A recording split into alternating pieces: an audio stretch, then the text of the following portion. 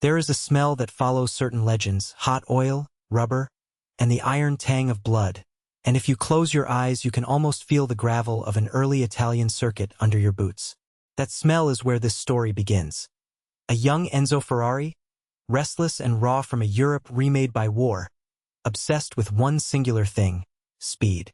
He learned to measure life in laps and seconds, a pilot in the air and then behind the wheel, each victory searing a deeper line into his character. But obsession alone does not build empires. It is the collisions with betrayal, grief, and bankruptcy that sculpt leaders into something harder, colder, and inexorably effective. Picture a workshop lit by a single bulb, blueprints rolled like battle plans, mechanics moving with the quiet efficiency of men who know the stakes. Enzo's early brilliance at Alfa Romeo should have been a ladder. Instead, it became a lesson in how fragile success can be when loyalties shift and promises are broken. Each perceived slight tightened his jaw, taught him to trust fewer hands, and to set his own terms.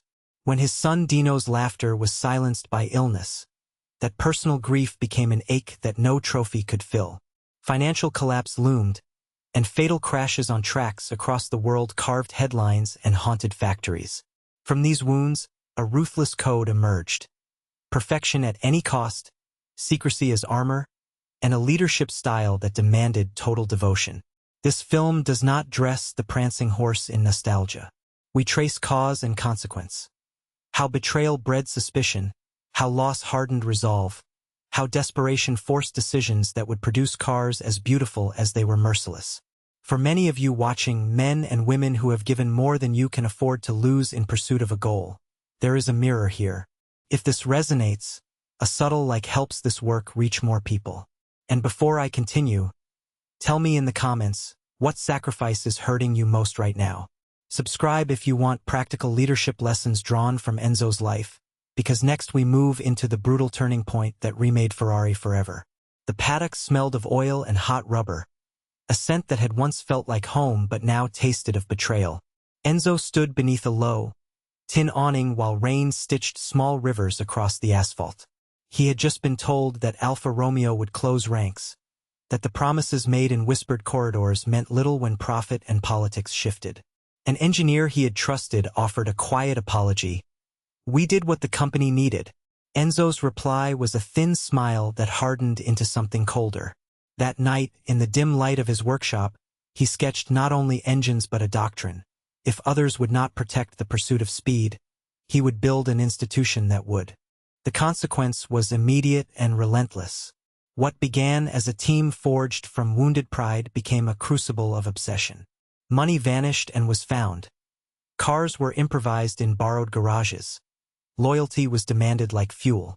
When the war ended and the world returned to tracks, Ferrari's machines were not merely vehicles but statements, engineered to win and to punish any rival complacency.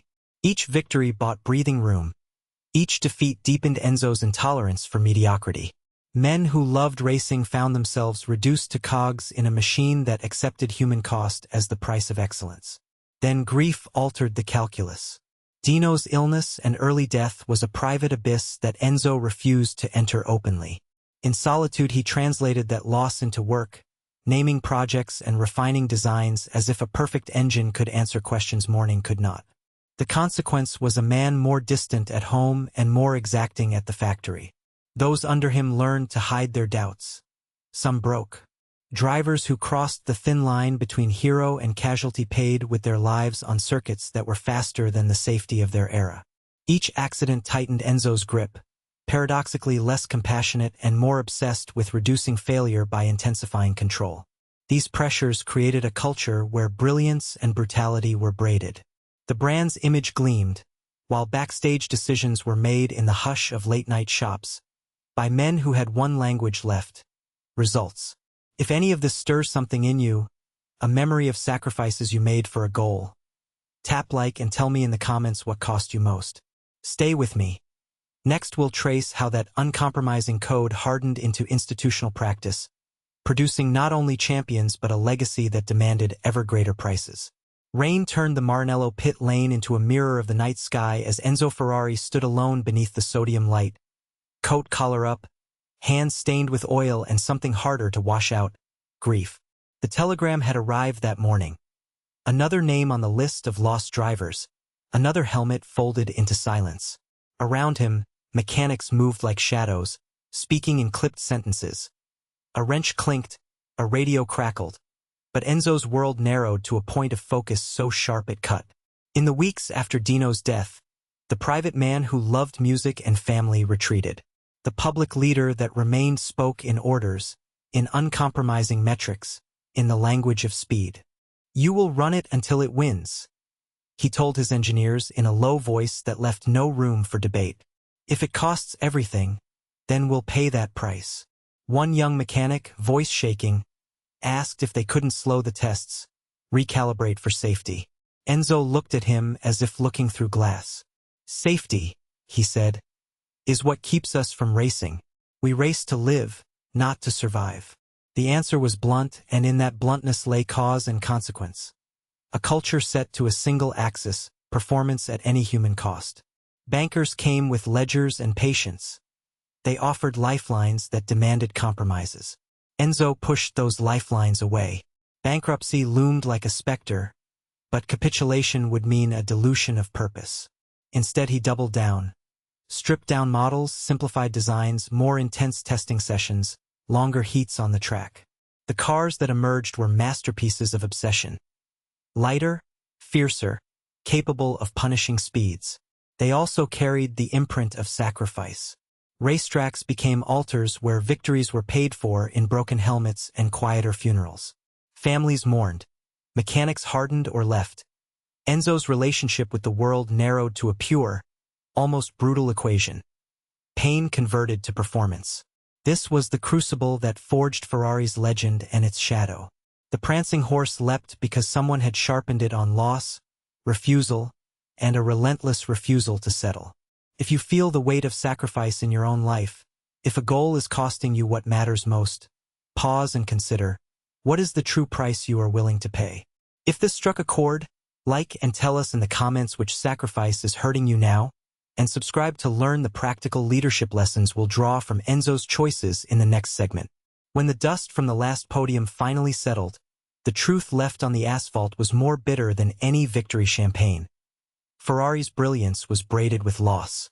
Enzo learned, in the coldest way, that obsession can catalyze greatness and erode everything else. A workshop lit by a single lamp, the echo of a wrench, the empty silence at a family dinner after Dino's death.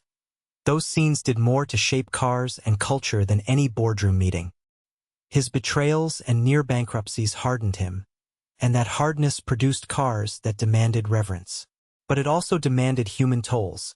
Names and faces that never returned from the track, marriages that frayed, a son's grave that no trophy could fill. There is a lesson in that darkness for anyone chasing a summit. Success that ignores the human cost is brittle. It snaps when it meets the next crisis.